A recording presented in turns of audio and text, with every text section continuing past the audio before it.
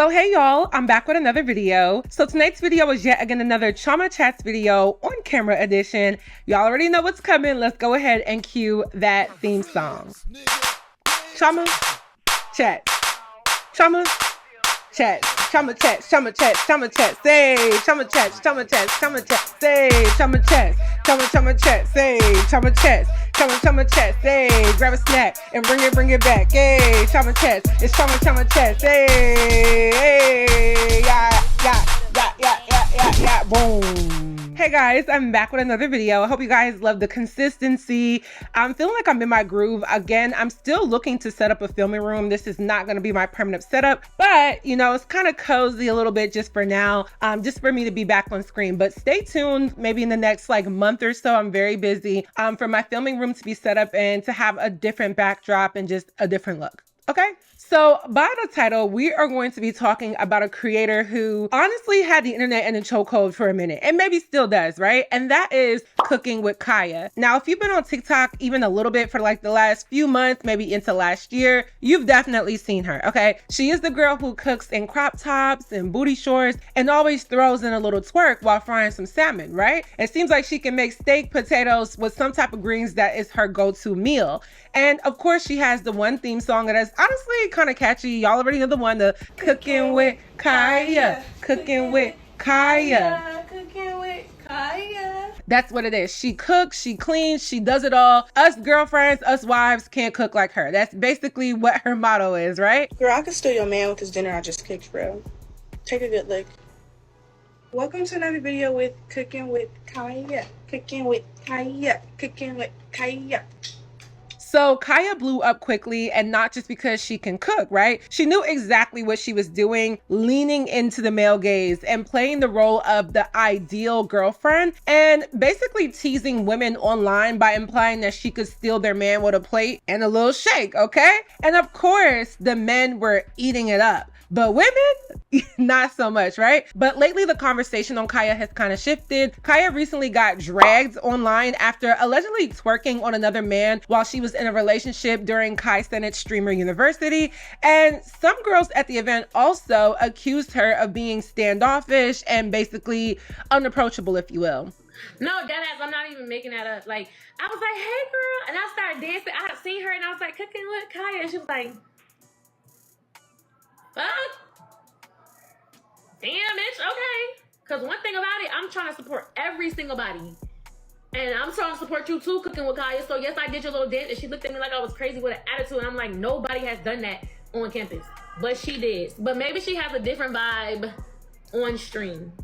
She's had a lot of not so favorable discourse on Twitter, and I keep seeing it, like it keeps coming up on my feed. And it seems like a lot of the internet kind of flipped on her overnight, or after Streamer University, things definitely changed. And I think what we're seeing right now is a case of a viral star who built her brand on male approval, only to get burned by it in the same breath. So I do want to talk about this because there's a lot of interesting components to how Kaya rose to fame, also her controversy at the Streamer University event, also why I think she's misunderstood, and the consequences of her pick me branding. So I've broken this video down into 4 main talking points. So without further ado, let's get right into this video.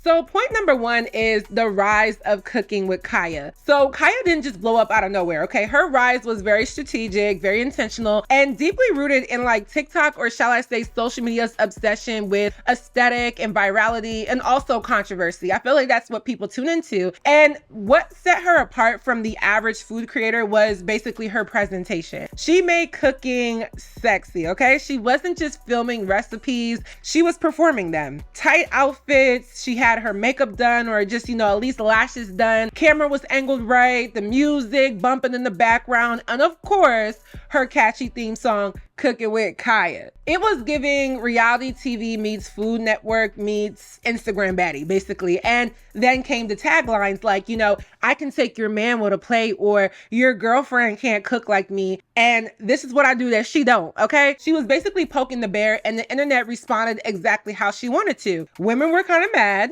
men were obsessed with her, and her follower count basically skyrocketed. And to me, what's interesting is that her videos tapped into this like updated fantasy of a traditional woman, but kind of with a twist, right? It wasn't pearls and aprons and all that. It was like BBL curves, not saying she has the BBL, but like BBL curves, lip gloss, and twerking while making food. Like, she became a modern siren, someone who caters to a man's stomach and his eyes. She offered that visual and emotional stimulation that social media makes kind of addictive. And for many men who idolize submission and women who do domestic duties, she became a dream girl to them, honestly. She was giving wife energy, but really only for the boys. Meanwhile, a lot of women just weren't feeling it, and the pick me comments came almost immediately. And honestly, Cooking with Kaya is a pick me. We'll get into that. And I'm not saying that to drag her. I just think that when it's all said and done, that's pretty much what it is here. So basically, people accused her of pandering to men, which she is and does, and sort of tearing down women in a way to kind of build her brand while also adding to a man's entertainment. And to be fair, she kind of was and kind of is, but she also wasn't necessarily lying either. Like, there's always been a segment of women online that lean into being better than other girls, right? It's kind of like a survival tactic or a strategy for attention when you think about it. Whether you agree with it or not, it definitely does work, and it has worked. And Kaya kind of played the game well until all of that kind of flipped on her. So point number 2 is moving on to the Streamer University controversy. So the Cenat Streamer University event was supposed to be like, at least to me, what I thought it was harmless fun, you know, just a bunch of influencers creating content in a college setting, in a college themed house. And honestly, I was going to apply, but I did not know the turnaround time to submit an application and then get selected and then go to the event was as fast as it was. I was thinking like, oh, we had about a month or two. Whole time, no, it's pretty fast. So if he does that again, I will definitely apply. But I gotta start streaming more, so we're gonna do that. Don't worry, I'll be streaming soon, but that's why I'm trying to be back on camera and be consistent, so y'all hold me accountable. But when you put a bunch of like personalities together, especially on live streams, something is bound to pop off, okay? Especially for the main stars. And I was watching Streamer University, and I kind of felt like the main people who had like views was obviously DDG, obviously Cenat.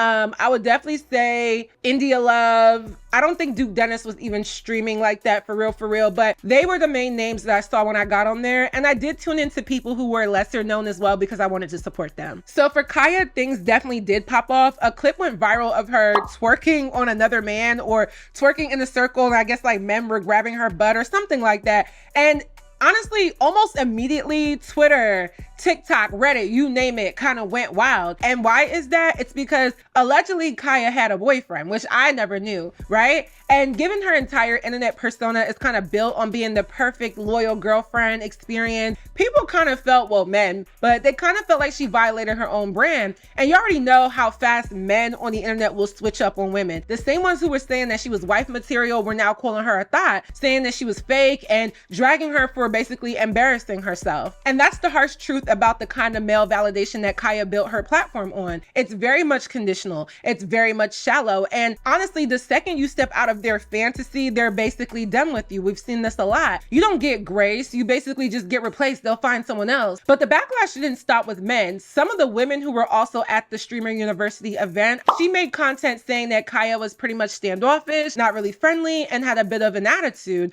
And whether that is true or not, you know, I wasn't there. The perception definitely stuck with a lot of people.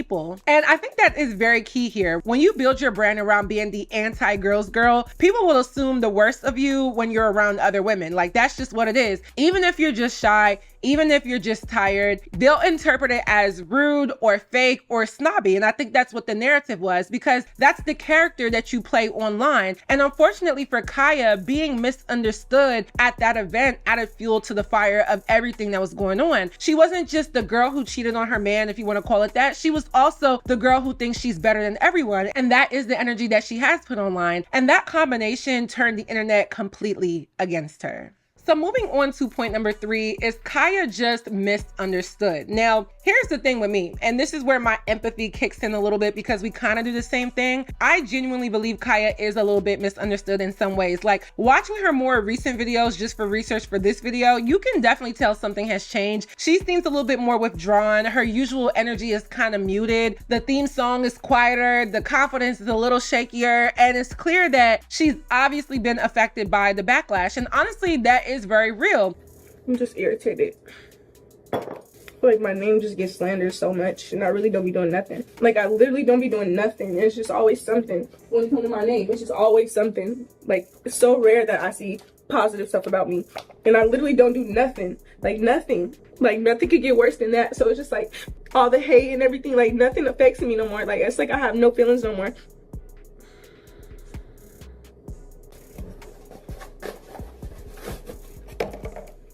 Alright, y'all, I'm finna just end for a little bit. I'll probably be back later. Going viral is one thing, but maintaining that attention, especially when it's based on a polarizing persona, it definitely can take a huge mental toll. When you don't know if people actually like you for you, or they just like the show that you put on, it definitely can mess with your identity. And I have been there. It makes you very paranoid. And I had to go to therapy for this. This is what I was talking about with my therapist the last time I was in therapy, was like me feeling paranoid. We talked about how paranoid I've become in social spaces in the past, like kind of coming out of college up until now, because I do get recognized every single time I go out, especially now that I'm in Atlanta. Not every time, but I'm just saying, like, when I go to like events or I'm in a Black space or an African space, I definitely get recognized. It kind of made me paranoid, but I'm so glad that like I'm shaking it. Like, I'm so okay with it. Therapy definitely helps, okay? But all in all, that paranoia basically makes you pull back. And I think that's exactly what we're seeing with Kaya right about now. And on top of that, I think Kaya might actually deal with social anxiety. And that's very real. Just because somebody is sexy and outgoing on camera